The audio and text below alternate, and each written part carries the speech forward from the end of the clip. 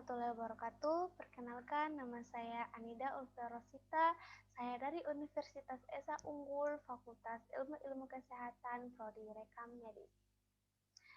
Semoga kita semua dalam keadaan sehat selalu. Amin. Puji syukur atas kehadirat Tuhan yang Maha Kuasa, sehingga kita semua dapat berkumpul untuk melihat video saya pada kali ini. Seperti yang kita ketahui bahwa Indonesia merupakan negara kepulauan yang memiliki banyak sekali keragaman. Di antaranya adalah ragam bahasa, ragam budaya, ragam suku, ras, golongan, serta agama. Semua itu terdapat pada negeri kita yang tercinta ini, yaitu negeri Indonesia. Pada video kali ini saya akan membahas mengenai ragam bahasa.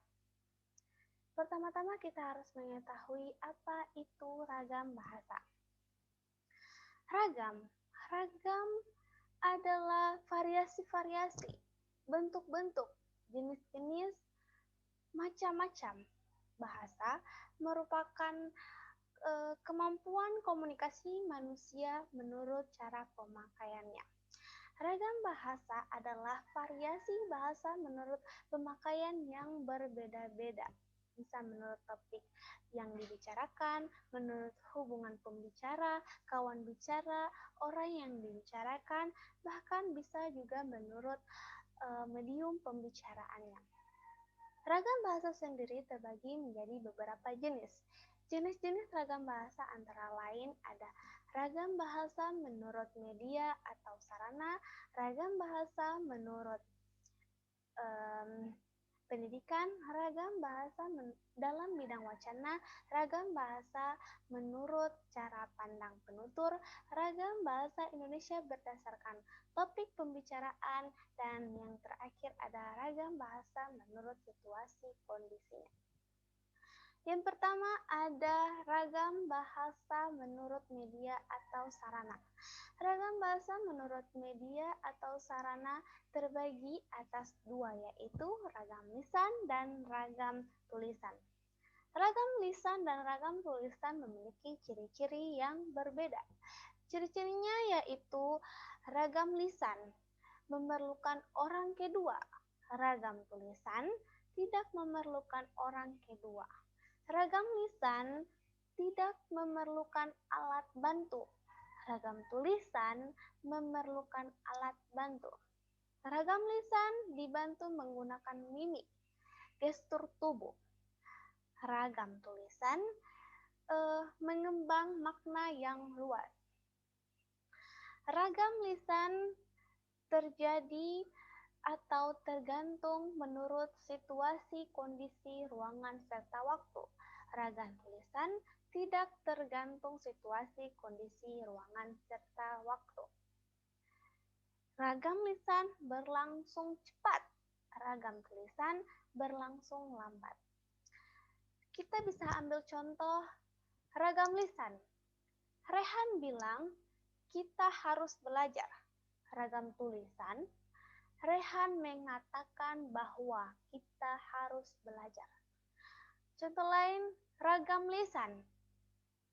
Kita harus bikin makalah. Ragam tulisan, kita harus membuat makalah. Oke. Adapun ragam yang kedua yaitu ragam bahasa menurut pendidikan. Ragam bahasa menurut pendidikan terbagi menjadi dua, yaitu ragam baku dan ragam tidak baku. Ragam baku menggunakan kaidah bahasa yang teratur. Ragam baku bersifat dinamis atau tidak statis dan tidak kaku. Ragam baku dipakai pada acara-acara resmi. Ragam bahasa baku juga bersifat merata, bersifat seragam. Sedangkan ragam tidak baku adalah berlawanan dari ragam baku, yaitu bersifat tidak dinamis dan bersifat di mana saja. Oke, yang ketiga ada ragam bahasa dalam bidang wacana. Ragam bahasa dalam bidang wacana terbagi atas dua, yaitu ragam populer dan ragam ilmiah. Ragam populer ini biasanya digunakan pada pola kehidupan saat ini, kehidupan sehari-hari. Biasanya terdapat pada pergaulan-pergaulan masa kini, dan ragam populer juga memakai tulisan yang populer. Sedangkan ragam ilmiah itu berkaitan dengan kegiatan-kegiatan ilmiah, ceramah, maupun tulisannya juga berupa tulisan-tulisan ilmiah. Adapun ragam kita yaitu ragam bahasa menurut cara pandang penutur. Ragam bahasa menurut cara pandang penutur terbagi menjadi 4, yaitu ragam dialek, ragam terpelajar, ragam resmi, dan ragam tidak resmi. Contohnya gini, ragam dialek. Gue udah baca buku itu. Ragam terpelajar. Saya sudah membaca buku itu. Ragam resmi. Saya sudah membaca buku itu. Ragam tidak resmi. Saya sudah baca buku itu. Jadi terdapat sedikit perbedaan. Bisa kita lihat bahwa itu terdapat pada konsep-konsepnya masing-masing. Dan yang kelima ada ragam bahasa Indonesia berdasarkan topik pembicaraan. Di sini ragam bahasa Indonesia berdasarkan topik pembicaraan terbagi atas 6. Di antaranya yang pertama adalah ragam politik. Ragam politik merupakan ragam bahasa yang berisikan kebijakan-kebijakan pemerintah dalam memutuskan suatu perkara yang diputuskan oleh penguasa dalam rangka menata dan mengatur kehidupan dalam masyarakat. Adapun yang kedua yaitu ragam hukum. Ragam bahasa hukum ini menggunakan kalimat yang panjang dan mengandung makna yang sangat luas, makna yang sangat dalam.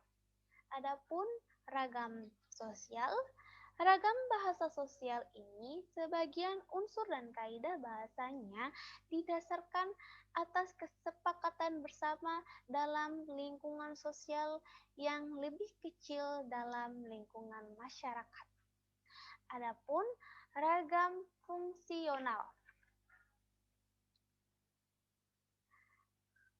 Ragam fungsional adalah ragam yang berkaitan dalam dunia kerja, berkaitan dengan profesi, misalnya dalam lingkungan kerja ataupun kegiatan-kegiatan tertentu lainnya. Kegiatan-kegiatan misalnya ragam keagamaan, ragam teknologi, ragam kedokteran, maupun ragam kerja dan lain sebagainya. Adapun ragam jurnalistik. Ragam jurnalistik ini berkaitan dengan surat menyurat, berkaitan dengan artikel-artikel, berkaitan dengan majalah, berkaitan dengan media massa cetak. Oke. Dan yang terakhir yang termasuk dalam ragam bahasa Indonesia berdasarkan topik pembicaraan yaitu ragam sastra. Ragam sastra memiliki sifat atau karakter subjektif, lentur, kolektif, inovatif, dan kreatif. Ragam bahasa ini memiliki sifat-sifat seperti itu. Dan yang terakhir dari ragam bahasa yaitu ragam bahasa menurut situasi dan kondisi. Ragam bahasa menurut situasi dan kondisi terbagi atas dua yaitu ragam resmi dan ragam tidak resmi. Ragam resmi biasanya dipakai pada acara-acara resmi. Biasanya dipakai pada pertemuan-pertemuan. Biasanya dipakai untuk peraturan-peraturan. biasanya dipakai dalam perundang-undangan. Sedangkan ragam tidak resmi berkaitan dengan kehidupan kita sehari-hari. Misalnya dalam pergaulan atau dalam percakapan pribadi kita. Ragam resmi dan ragam tidak resmi ditentukan oleh tingkat keformalan bahasa yang digunakan. Semakin tinggi tingkat kebakuan suatu bahasa, berarti semakin resmi bahasa tersebut digunakan. Sebaliknya, semakin rendah keformalan bahasa yang digunakan, maka semakin rendah pula tingkat kebakuan bahasa yang digunakan. Jadi, dengan begitu kita bisa mengetahui beberapa ragam bahasa yang terjadi di Indonesia. Dan dari hasil pemaparan teori ini, kita bisa saling belajar, saling memahami bahwa negara Indonesia memiliki banyak sekali ragam bahasa. Dengan mempelajari ragam bahasa, kita bisa saling men-sharing, saling mensupport apa yang kita miliki dan apa yang mereka miliki agar terjadi pemahaman yang luas. Maka dari itu, pemaparan materi mengenai ragam bahasa dari saya. Bila ada kesalahan kata, ucapan, tindakan yang tidak berkenan di saudara, mohon dimaafkan. Bila ada pertanyaan, kritik, saran, maupun pendapat, saya akan menerimanya dengan senang hati. Karena dengan begitu akan melengkapi materi saya pada hari ini. Wabillahi taufiq wal hidayah. Wassalamualaikum warahmatullahi wabarakatuh.